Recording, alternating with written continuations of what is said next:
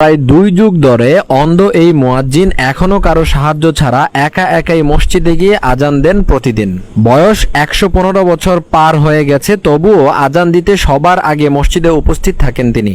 বলছিলাম নাটোরের বড়াইগ্রাম উপজেলার নগর ইউনিয়নের বাসিন্দা আব্দুর রহমান মোল্লার কথা। প্রায় 20 বছর আগে এক দুর্ঘটনায় দৃষ্টিশক্তি হারান তিনি। এর 6 বছর পর বড় ছেলেকে সাথে নিয়ে পবিত্র হজ পালন করেন। হজ থেকে গ্রামে ফিরে নিজের 5% জায়গার উপর গড়ে তোলেন একটি মসজিদ। মসজিদের নামে সেই জায়গাটি রেজিস্ট্রেশন করে দেন। এরপর নিজেই দায়িত্ব নেন মুয়াজ্জিনের। কিন্তু জটিলতা দেখা দেয় মসজিদে আসা যাওয়া নিয়ে। অন্ধ এই আল্লাহর বান্দা জয় করে নেন সেই বাধা বিপত্তিও। তিনি মসজিদে আসা যাওয়ার জন্য বাড়ি থেকে মসজিদ পর্যন্ত দড়ি বেঁধে নিয়েছেন। এভাবেই তিনি প্রতিদিন মসজিদে যান, আজান দেন এবং 5 ওয়াক্ত নামাজ আদায় করেন। আব্দুর রহমান মোল্লার 2 সংসারে রয়েছে 25 জন সন্তান।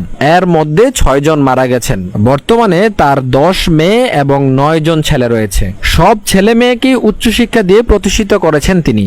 এদের মধ্যে কেউ আছেন শিক্ষক, কেউ চিকিৎসক, কেউ আছেন বিজিবিতে, কেউ করছেন ব্যবসা, কেউ আবার নিজেদের জমি দেখাশোনা করছেন। আব্দুর রহমান মোল্লার ছেলে আলহাজ শফিকুল ইসলাম সাইফুল জানান, তার বাবা হজ করে আসার পর মসজিদ নির্মাণ করেন এবং মসজিদে 5 ওয়াক্ত আজান দেওয়ার আগ্রহ প্রকাশ করেন। কিন্তু বাড়ি থেকে মসজিদের দূরত্ব 200 মিটার। তখনই জটিলতা দেখা দেয় মসজিদে আসা যাওয়া নিয়ে। কিন্তু এর সমাধানও বের করে ফেলেন আব্দুর রহমান মোল্লা নিজেই। বাড়ি থেকে মসজিদ পর্যন্ত রাস্তায় দড়ি ও বাঁশ টানিয়ে দিতে বলেন।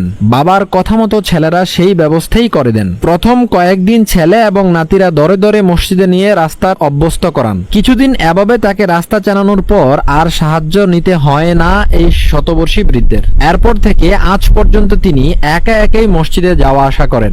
আব্দুর রহমান মোল্লার এমন মহৎ কাজে পরিবার সহ এলাকার সবাই খুশি। আব্দুর রহমান মোল্লার জন্য দোয়া চেয়েছেন তার পরিবার। আল্লাহ এই শতবর্ষী বৃদ্ধকে সুস্থ রাখুক, আমিন।